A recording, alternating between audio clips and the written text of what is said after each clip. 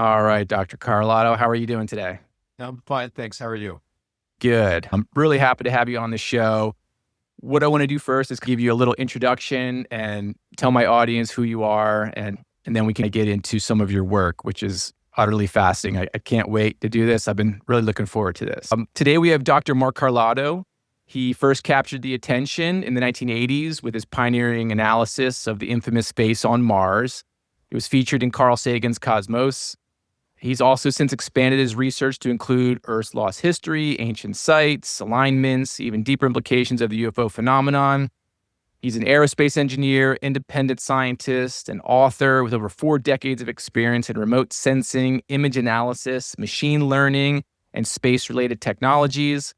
He has a PhD in electrical engineering from Carnegie Mellon, and he's published over 100 scientific papers and authored multiple groundbreaking books exploring everything from mysteries of Mars to hidden history of ancient civilizations.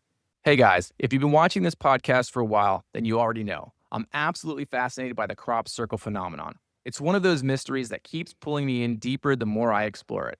That's why I'm really excited about a collaboration between shapesofwisdom.com and Curious Dimension podcast. Shapes of Wisdom is a sanctuary for seekers of ancient knowledge and sacred symbolism. They've curated an inspiring collection of sacred geometry and esoteric art that aligns beautifully with the themes we often explore here on Curious Dimension. On their website, shapesofwisdom.com, you'll find thousands of different crop circle designs. Yes, thousands. Available on posters, t-shirts, jewelry, even coloring books. Whether you're into meditative art, symbolic meaning, or just want to surround yourself with something a little otherworldly, it's an amazing resource. Shapes of Wisdom and Curious Dimension have come up with 4 different t-shirt designs that invite you to explore the unknown and wear your curiosity proudly. And as a special thank you to our listeners, you can get 15% off your Curious Dimension t-shirts and Shapes of Wisdom apparel clothing purchases by using the promo code Curious1 at checkout. That's CURIOUS1 at checkout. Plus, if you're into digital art or want access to some of the most stunning crop circle visuals, use promo code Curious2 for 40% off the crop circle collections and big picture digital files available through the Curious Dimension link on shapesofwisdom.com. I'll drop all the links and codes in the description below so you don't miss a thing. So if you're drawn to sacred geometry, ancient symbols, or just want to wear your curiosity, go check them out. Again, that's shapesofwisdom.com. Now let's dive back into today's episode. Look, you've written a lot. You have a lot of publications out there. And one of the things I really like about your work is that you stick to the data and you really dig into the evidence of these, and you present compelling cases for some of the artificiality on some of these structures on Mars. One of the things you employed in your work is something called shape from shading. Can you start off by telling the audience and myself what exactly is shape from shading? Sure.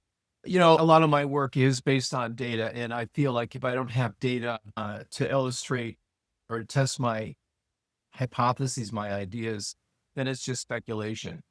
I think shape from shading was the first thing I did, the first example of that, because at the time, back in the 70s, when Viking had taken the strange picture based on Mars, it was almost immediately brushed off as a trick of light and shadow, as an optical illusion. And so it got me thinking, how do you test that? How do you test that conclusion? And generally, optical illusion is something that looks funny one way, but when you change your perspective or lighting, it looks completely different. So I employed a technique that we were developing at the time for other applications. My day job was and still is in the aerospace industry. And we're developing a technique for recovering the shape of surfaces from an image, a single image. And so the idea was to apply that technique to the available image. Actually, there were 2. And to see if we could, from one image, compute a surface representation, a 3D representation, and then test that against the other image to validate that the algorithm worked, which we did. And then from that, we generated all these other views, and it showed that the impression of a face really did persist over a wide range of viewpoints and lighting conditions. And that was published a few years later. And it's interesting, I corresponded with Carl Sagan on that. There's some letters I posted on my blog And he privately was very interested in the face on Mars and these anomalies on Mars. He was open-minded, but publicly his persona was skeptical. He was mainstream, and it was sort of two faces of Carl Sagan that you had to contend with.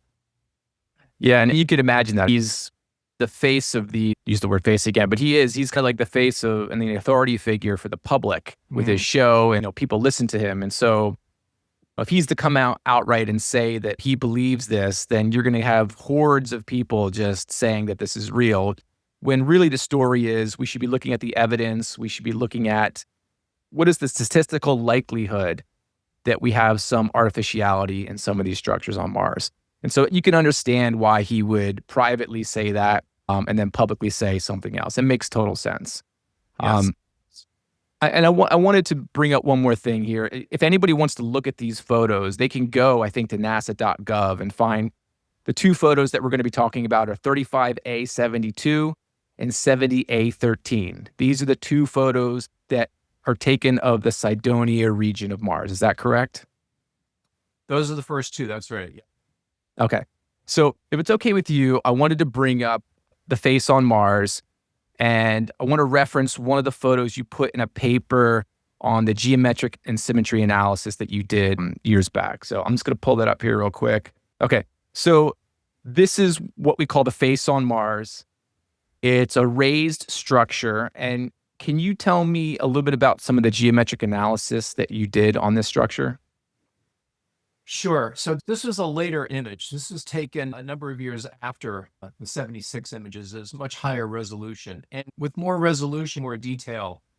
And a lot of the detail, or I should say lack thereof, convinced a lot of people that, hey, this is definitely just a natural formation. But it was also interesting because the way the imagery was acquired, it was not looking straight down like you see it here, off to the side. So because it has height features, it causes something called parallax, and it looks a little distorted. To do a sort of a plan view analysis like I did here, I had to do some geometric correction. And when I did that, I discovered the formation is very symmetrical. It has it can be decomposed into a number of 4-3-2 triangles, and the analysis is in this paper. And this shows the overall scheme of the feature. There's a platform where the inner rectangle you see there, and then the outer rectangle is the base of it. And the left side clearly has space-like features, but the right side does not. And what I showed through an analysis that I did was that processes like differential erosion, wind erosion would cause over time, because winds tend to be preferentially from one direction or another. It depends on latitude. It's complicated, but the evidence suggested that there are prevailing winds and effects in this part of Mars could cause degradation on one side more than the other. And I showed in my analysis that this could have been the case, which would have taken something that was highly symmetrical and over time transformed it into something that looks pretty highly eroded on one side. But if you back that out, you have something that's highly symmetrical, these 4-3-2 rectangles.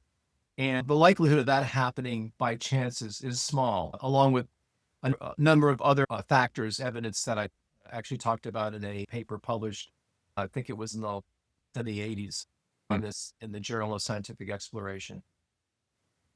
Yeah, and one of the things I want to talk a little about Richard Hoagland's work too, on some of his macro work where he's zoomed out and he's looked at some of the alignments to the overall area. But one of the things you've done here is you've zeroed in on some of these structures particularly, and you've also shown within margins of error the statistical likelihood of this occurring in a natural formation. And it does not seem like it would occur naturally based on the data that you've presented. One of the things I find really interesting about this is you mentioned I think you said 3-4 triangles encoded within this. Yeah. I find it interesting that I think in the late 1800s, it was Carl Friedrich Gauss had a suggestion. Can you talk about that suggestion and what his idea was for a cosmic handshake? Yeah, it's very early on, there were ideas that Mars was a curious planet. And as we started learning more about it, possibility that it could be a planet like Earth. suggested that if there were Martians, maybe they could see, they could observe us in the same way we could observe them. And so a way of communicating would be by means of geometry. And it was the idea of using these 3, 4, 5 right triangles. I think I said 2, 3, 4, but Yeah, 3, 4, 5, I think was what you meant to say. yeah. And using that as a calling card that, hey, we understand geometry. We're not idiots here. Give us a call or contact us. So it's, like you said, a cosmic sort of handshake. And it's ironic that you find something very similar to this on Mars today. Yeah, absolutely. I don't want to belabor this, but Carl Friedrich Gauss was a bit of a math prodigy. And so this isn't somebody suggesting this that's just like some kook out there. He's a well-known German mathematician. He's known for multiple mathematical theories. And his idea, I think, was to put it into the landscape, like a 3, 4, 5 right triangle with then I think you had rectangles coming off of each side in a large, huge landscape with different colored shrubbery so that it could be contrasted and seen clearly from outer space. There was a Frenchman, I think the last name was Crow, who proposed that in the Sahara Desert, you basically fill these you cut out these shapes, fill them with kerosene, I think, and light them on fire.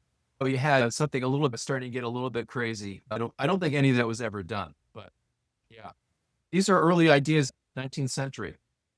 Yeah, wild ideas. And then it's just interesting to think that somebody may have done that or at one point in time in deep history on Mars. Interesting things to consider. Can you tell us a little bit about the fractal analyzation of the overall area and how you could determine statistically significant areas of non-natural features versus maybe like natural features? Can you explain that process? Yeah, so following the Face on Mars paper, the applied optics paper that showed it was a face, not a trick of light and shadow, I was thinking about other evidence, and other work we were doing at the time had to do with detecting man-made objects in satellite images automatically, things that you do now with AI, but we were developing algorithms that would figure out what's statistical properties of the background of a scene. So you take a picture and it's all these pixels and you look at the statistics of what does the background look like? And then you find things that are different. It's called anomaly detection. And it was an approach for finding man-made objects like military vehicles. So without actually having a model for the vehicle, you would say, well, here's something that is not like the background. So it's sort of finding things indirectly. Say, this is not that. This is not natural. This is possibly artificial. So using this method on the Viking images revealed that the face and other images in Cydonia also tended to stand out from the background. They had different structural characteristics. And because you're imaging a structure in the image, it causes the statistics to be different. And so we were detecting some differences there. So it was just another piece of evidence adding to the shape and shading results. And then other things, you mentioned Hoagland. Now, all this this is all reinforcing evidence supporting artificiality. Yeah, that's a really important thing you said. It's mounting evidence. It's not one single piece that's like a smoking gun. But when you start to put all this stuff together, you really start to have a compelling case that something's there and that if and when we have the money, time, and resources and desire, we should put boots on the ground there to do a significant archaeological dig to really, really hammer this home. I wanted to bring up one other thing because you just brought up Hoagland. I want to go there here in a minute. Did you do geometric analysis on the D&M pyramid showing the 30, 60, 90s? Yeah, that was actually something that I came up with because the original analysis suggested that it was five-sided not tetrahedral, but Octagonal structure, right? And it is this your work or no? You can see 1, 2, 3, 4, 1, 2, 3, 4, 5 sides, and the thinking was that it's more of a sort of five-sided geometry. But when I looked at it, and again, this is breaking it down into simple things like the 3, 4, 5 triangles. Break it down, and you've into simple things, plan view, and you've got faces looking straight down that are close to 90 degrees, around 60 degrees, and 30 degrees. So again, 30, 60, 90. And so the idea that you could decompose this weird shape into something into sort of simple angles by construction, that was interesting. And again, I think, it resonates this idea of using simple math to communicate a basic idea of basically that there's this intelligence behind this. And pentagonal would suggest like an anthropomorphic style of creating something, you would think.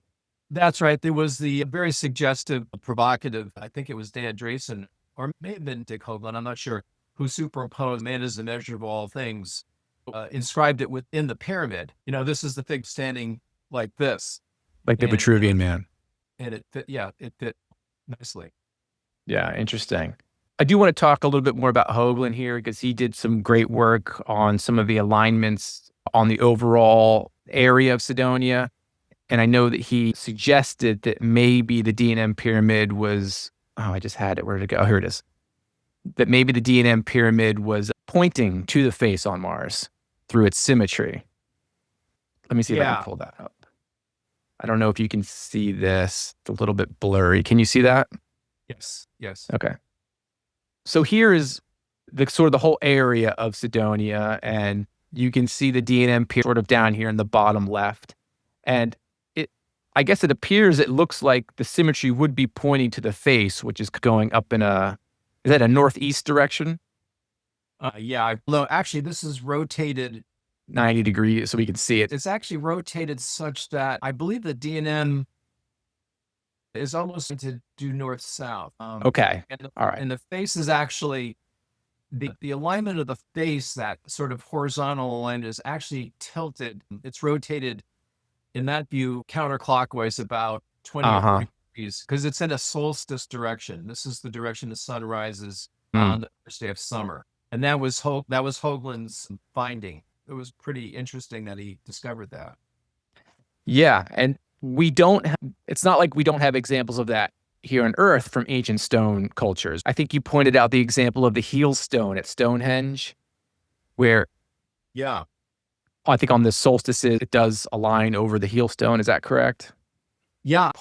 Big part of what I'm doing now, looking at alignments of archaeological sites, has to do with how are they aligned astronomically. North, south, east, west is an astronomical alignment because that's, in a sense, aligned to the equinox, to the sunrise on the equinox, which is due east-west. But then there are other sites like Stonehenge and many sites in Egypt that are aligned to solstices.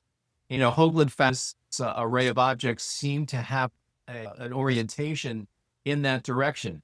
And looking at, because the solstice direction depends on your latitude and also the obliquity angle, the tilt of the planet's axis. And this changes based on a model that he found for Mars, based on estimated changes of obliquity. He determined, and this is what's done in archaeoastronomy, he determined that this alignment would have been satisfied something like, I think it was like 500,000 years ago or something like that. And so he was using that to come up with the dating, which is what you do, on Earth. That's how, they've come up with an archaeoastronomy dating of Stonehenge that's consistent with the evidence they've discovered on the ground, the artifacts and so forth, cross-confirming that. So you don't have that yet on Mars. We don't have any information. So he's the alignment as a basis for estimating a date. Yeah. Again, more compelling evidence to suggest that we may have some artificiality going on here. And we have other examples of alignment, like in Giza, like the sun sets over the Sphinx. And it's not an uncommon thing that these ancient stone cultures were doing. And it makes sense that they would do that. They're trying to track seasons and grow crops. And this is very important. They would probably go to great efforts to make sure they have these alignments set. Yeah, very interesting work here. This square, not the recent square feature on Mars that everyone's been talking about, but there is a square in Cydonia, I believe, that Hoagland also said that if you were standing in the square, it might be this point here, B, that if you were standing there and then looking at the face, you would also see an alignment rising right over, symmetrically speaking, of the face, which I found interesting because if you have a square rectangular feature on Mars where groups of individuals would gather to witness this, it would make sense, also logically speaking.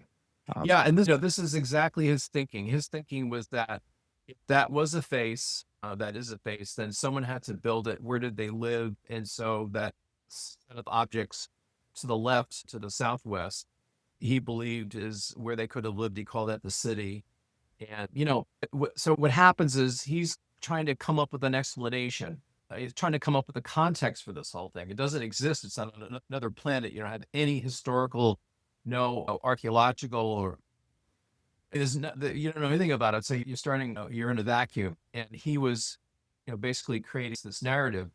And this is the problem with when you don't have a lot of data, you can start going off. And I suggest to people, they ask, how do you approach subjects like this?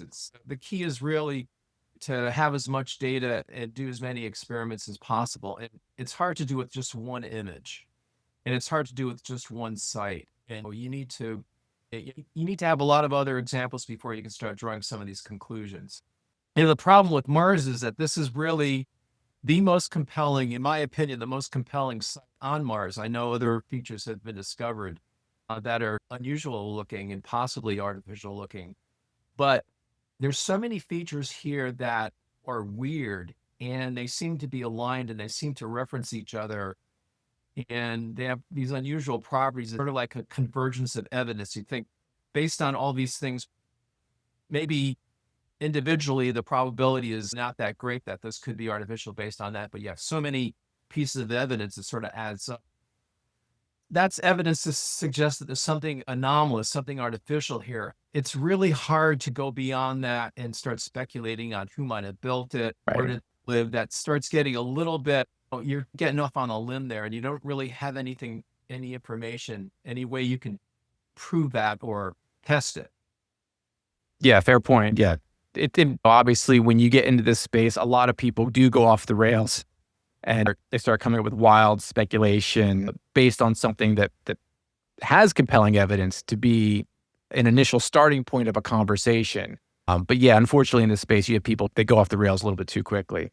And it's interesting just to look. The initial evidence alone is mind-blowing enough. I mean, that's enough for a day.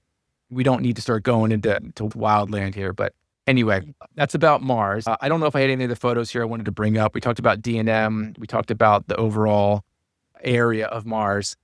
We could talk a lot more. There's clearly more anomalous features on there we can go to. But I want to switch the conversation a little bit to some other work you've done recently. You mentioned some of your ancient sites aligning to archaeoastronomy work. One quick question, though, before we get into that. Did you ever cross paths with Gerald Hawkins, Dr. Gerald Hawkins? I did. It had nothing to do with Stonehenge or Mars or anything. He was interested at the time in crop circle analysis. And I had just finished writing a paper on the incident where the space shuttle, the cameras took some video that were objects flying around the space shuttle that were very unusual. And I published that, and he got in touch with me, and I met with him. He invited me to have lunch with him at the Cosmos Club in DC, and which was quite an experience. And we corresponded for a bit. He was a really interesting guy. He had a wide range of expertise and experience and interests, and he was just really endlessly fascinating. Very controversial. Of course, a lot of his ideas on Stonehenge are still debated.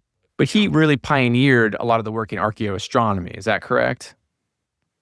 Yeah, he was going beyond the simple correlations and alignments and trying to figure out the implication. If they could do this, they could predict eclipses, or they had this level of technology. It was sort of what's implicit in a structure. What could you read from it? Hoagland was doing the same thing too, but it's like how far do you go with that? I think it's a tendency when you discover something. When you want to start looking at the implications and the so what, and what does it mean, and how does it relate to other things, you're trying to build more of a case and more of a context. And I think, of course, with archaeoastronomy, the intent is to try to have some kind of understanding of what was going on with the culture at the time. What was their level of technology, their belief system, and so forth. What could you infer from the alignments, basically? Yeah. And one last thing I'll just say about Gerald Hawkins. He did derive, I think, 5 new geometric theorems from his observations in crop circles, which I always thought was interesting. I've reworked some of those in the GeoGebra program, and they do seem to check out. And as a standard Euclidean geometry teacher, I always find it interesting that he's finding these things and that they don't seem to be in Euclid's standard books of geometry, which I always thought was interesting that he did that. Actually, it's interesting you mentioned that. I did not know that, and I need to look into this. That's cool. Yeah, it's very there's articles written on. I can tell you about it real quick and then we can move on. But yeah, so he discovered 4 geometric theorems, and then the 5th one, I think he actually put into a scientific journal, and he challenged either his students or the general public to try and solve it. So there was actually 5 that he derived from his observations in crop circles, and they are all diatonically related. So they're harmonically proportioned with using the diatonic scale on a piano. You can actually, and this comes up over and over again in crop circles all around the world, and you can actually play some of those scales. And I know some researchers that have actually done that.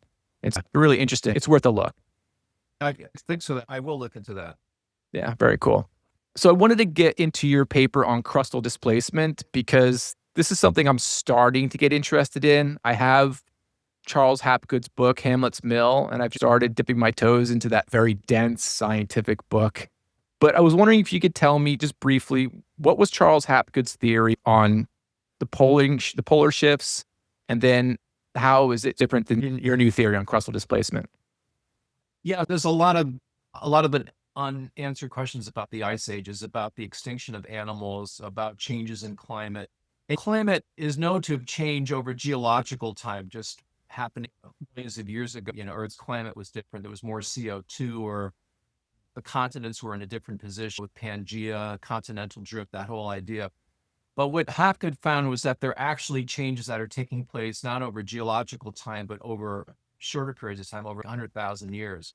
And he proposed that what happens periodically is that the crust of the earth as the skin of an orange as a whole shifts over the fruit. Now, the crust is made of plates. There's something called plate tectonics, which move, and it happens very slowly over geological time. But he proposed that the whole crust would periodically shift. And his theory was that it happened because ice would build up and it would cause an imbalance. And it would basically create a torque that would change the crust relative to the mantle with the crust sits on. But his theory was really disproven, and it became marginalized and became, in terms of scientific theories, basically forgotten and written off. But it became very popular in the alternative science arena. The Flemmaths wrote a book, When the Sky Fell, their theory that Atlantis was in Antarctica, and basically it shifted to the South Pole. Yeah. And then Hancock and others have also cited crustal displacement theory. But the idea is all based on things happening very quickly and crossing thousands of kilometers in hours or days. What could possibly cause that to happen? So people have theorized maybe the Earth was hit by asteroids, or planets came by and Gravitational pulling of it. Yeah, stuff like that. And so it's become considered sort of pseudoscience. So when I became interested in it, because as I started looking, and this is total serendipity, I started looking at site alignments because I was going on vacation. And why are all these sites in Mexico not pointed north? Why are they all at this weird angle? And so I found Flemmath's, Rand Flemmath actually noted that, but he went off in a different direction. I thought, okay, there's these sites and there's other sites. Do these correlate to different locations of the North Pole? How could it come up with? And they were close. And so I got involved, and I used a set of site alignments to refine his pole locations. And then once I refined them, I used those locations to test other sites to see if they lined up. And it turned out that I did, and I published some papers on that in a book, my shameless self-promotion. Before then, this book was based on that work. That was like in 2018. And it came into crustal displacement because the theory explained how all these sites could be aligned, because otherwise there's really no good explanation for their alignments. And there's a lot of them, about 50% of the sites on the planet, including the most enigmatic places, Lubek and Machu Picchu. These places, you would think they're going to be aligned in a very clear way. And archaeologists really have no clue. So anyway, this explains all that. The problem was the explanation was based on this untested in a theory that scientists look upon with some disdain. So went a little deeper and I looked at Hapgood's analysis. It's clear that the way you melt the ice at the end of the last ice age, the only way to melt it, and I talk about this in this book, and another shameless self-promotion No, please do. book, Convenient Theory, is that crustal shifts, when you have a buildup of ice, by shifting that to the south, that ice melts very quickly. And I go into the reasons why it can't be anything else. But again, this is a problem. This is why it's an inconvenient theory, because it explains climate change, site alignments. It also explains a lot of these animal extinctions, the woolly mammoths and so forth. And I get into that as well. Explains all this stuff, but the theory but it's a crazy theory, right? It turns out that the mainstream, there's a mainstream theory, it's called lithospheric drift. And it's the same idea as crustal displacement. The idea is that the entire crust of the Earth is slowly shifting about 1 degree every million years. And a theory for that, one theory, is that it's the pull of the moon. The moon affects the tides. There's obviously significant tidal forces involved in order to do that. And it also pulled on the crust. But because the crust is somewhat locked to the mantle, or can't move as easily as water, the motion is much slower. It's there, but the result of it is this. It's called lithospheric drift. 1 degree every million years. Hapgood was talking about shifts of tens of degrees in 1,000 years. So that's like a factor of 10,000 difference. It affects the rate at which the lithosphere can move over the mantle. It's something called it moves over something called the low velocity zone, which is a transition region. I'm not a geologist, but it's basically an area where the viscosity is such that crust isn't locked to the mantle, but it can actually slide over it very slowly. Picture like molasses. But if you heat up molasses, it becomes less viscous, and the motion could increase. And that's the basic theory. You asked what's my sort of new revised version of Hapgood's theory. It's the same idea, except the mechanism is not ice buildup at the pole. It's some internal processes changing the viscosity periodically. And when that happens, the moon is always there. It just starts shifting the crust, and it happens over a period of 1,000, maybe 10,000 years. And then it stops. And this happens every 20, 30, 40,000 years.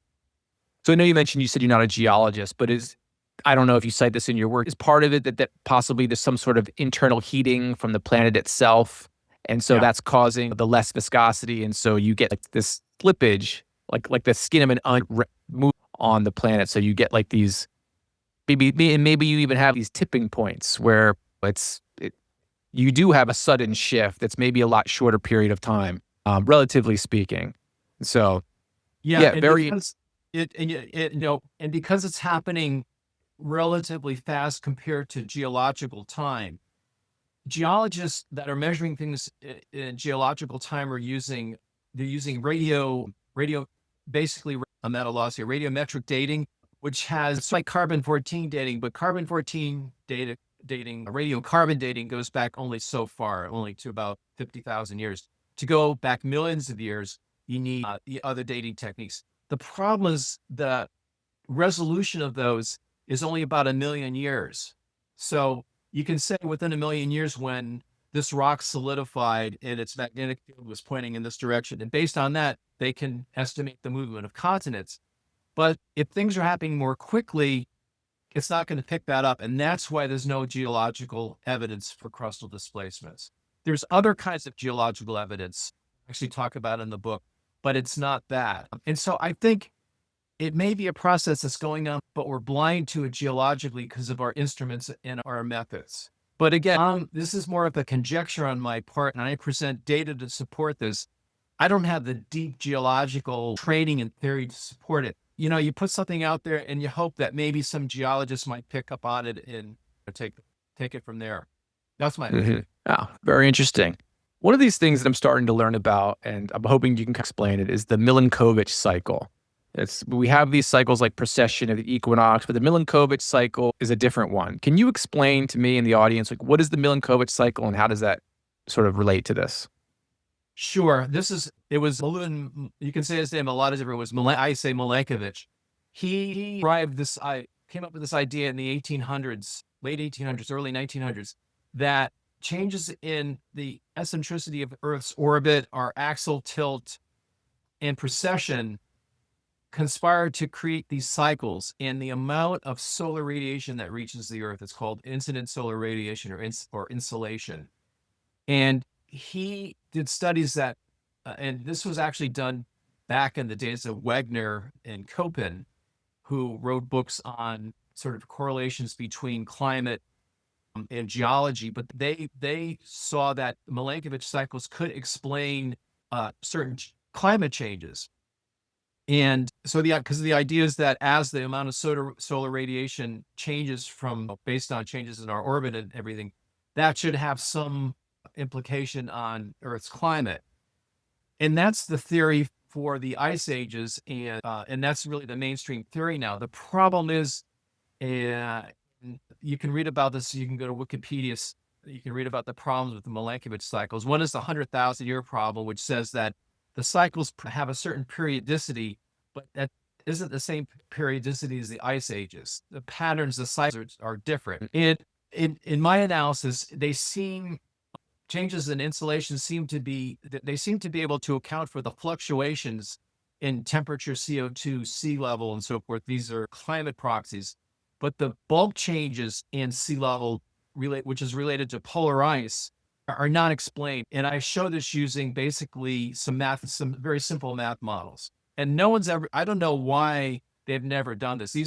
We're taught, the KISS approach, keep it simple, stupid. You start with something very simple, see if that works, and then you go from there. And using a very simple model, first basic principles, Milankovitch cycles cannot explain the sea level changes over the last 100,000 years. It had to be something else. And that is, for me, the explanation I show in the book is Milankovitch cycles and pole shifts that puts it all together and it explains it. Yeah, and the pole shift, that's a real thing, and we know that there were other locations for the North Pole. How you've done significant work on showing how some of these ancient sites maybe would have aligned to an old North Pole. Is that correct? Right. All right. So can you talk about how many sites are we talking about here? And I have talked to some other people about this that have convinced me that there are geometric and strange alignments to the old North Pole. But how many sites have you looked at, and how confident are you that is a thing? So I've looked at thousands of sites. There's about 900 sites that have these orientations. And they're not aligned just cardinally, but by virtue, when the poles shift, astronomical alignments like solstices and something called lunar standstills, which are alignments to the moon, also shift. Lunar standstills is an alignment that's really not very much appreciated, but for example, in Rome, the old part of Rome is aligned to a major lunar standstills, which is sort of like, there's like solstices, but it relates to the motion of the moon. And the Romans worshiped the moon. The moon was important in their culture. And you find that there's a lot of sites aligned to the current solstices, lunar standstills, north, south, east, west. And when you change the pole to these 4 prior poles, those directions change as well. And you find alignments in those directions as well. And you find this throughout the world. It's like people are hung up in finding Atlantis. My book, Before Atlantis, really addresses what was going on 20,000 years ago. And it turns out that there are places all over the world where sites are aligned in ways that were consistent with the pole at the time, which would have been the Hudson Bay Pole. This is the prior North Pole. And how long ago was that? That was like 20,000+ years ago. But then there were poles before that. I'm going to go into that chronology, how that chronology can be dated and calibrated based on climate data. So the climate analysis, the archaeological analysis are cross-confirming. You can't have one without the other, but it all basically falls into place. And the bottom line is, over the last 100,000 years, there's been 4 previous pole locations. And these locations, based on these astronomical alignments, explain 90+% of the archaeological sites on the planet. Some sites are probably aligned in other ways by other criteria. Astronomy seems to be a dominant sort of paradigm. Right. And so there was just one more question I wanted to talk to you about. It was about this idea of volcanism being related to these geological changes. Have you done any research into sort of the volcanism of this occurrence? Yeah, I said there's really no evidence. It's hard to prove crustal displacement, plate tectonics, because it's there's really no way of measuring it using that I know of. But you can build, like you can with the face on words, you can build a circumstantial case, an argument based on circumstantial evidence. And so you can look at what's going on the planet over this last 100,000 years. You have the climate proxies showing the temperature and changes in carbon dioxide level and polar rise and sea level. But you also have magnetic field data to show how the magnetic field has been changing, which it does constantly. And you can find certain events called geomagnetic excursions, where the magnetic field collapses or temporarily reverses. And there was a big event about 42,000 years ago. And so you can plot these things out on the timeline, and then you can plot supravolcanic eruptions. The largest one was the Toba eruption about 75,000 years ago. And you line all these things up with the pole shifts, the chronology, when we think these things happen. And there's a high degree of correlation. Is it perfect? No. Again, I have some of these charts in the book. And if you go to Before Atlantis, there's some articles that talk about this as well. I'm not just pushing the book, but there's a lot of this information on beforeatlantis.com. And some of the information, again, I present is circumstantial, showing that, yeah, you have supravolcanic eruptions, geomagnetic changes, pole shifts, climate changes, and so forth that seem to be correlated. And so the mechanism of just conjecture is that when the pole is shifting, you get this mass, this crust moving over the mantle. And when it starts and stops, there's got to be some effects. And volcanism is certainly one. And again, it's conjecture, but if you go back to changes that took place millions of years ago, during the great extinctions, like the KT extinction, these great extinctions on Earth, where 90% of life was killed off. It was because of volcanism. It was because of the atmosphere changing, because of volcanism, because of the gases being released, and other factors. And so what I'm simply saying is that you had big things happening over long time scales and maybe continuing to happen, but then you have smaller things happening over smaller time scales. And the underlying geological processes are the same. They're what you call fractal. There are big things happening at one scale and smaller things at smaller scale, but there's a certain self-similarity. And that's the argument that I'm using basically to say that, these are not implausible, and all the effects are there. And like you said, volcanism is certainly one of them. Yeah, it's a fascinating road to go down. Dr. Carlotto, I really want to thank you for your time here. You have written a lot of interesting papers, and you've approached it with the academic rigor of data collection, and you make compelling cases for your theories. So I really want to thank you for all of your work you've done. I find it really interesting. And if you're open to it, I'd love to have you back on the show sometime to talk about some more of your work. Sure, it's fun. Thanks very much. Yeah, absolutely. Tell people how they can find you. Tell them about your website and your books. I have a website, markcarlotto.com, and it has links to Before Atlantis, which is what I've been talking about the last half hour or so. Links to the Mars work, which we talked about at the top of the show. Also, links to the UFO research that I did. I get pulled into every once in a while. Someone will say, "We got some weird data. Would you take a look?" It's like, and you find there's continuing to be some really strange things out there that people are capturing. So anyway, markcarlotto.com has links to all that work and papers and all that other information. Thank you very much. I want to thank everybody for watching the show. Have a great day, everybody.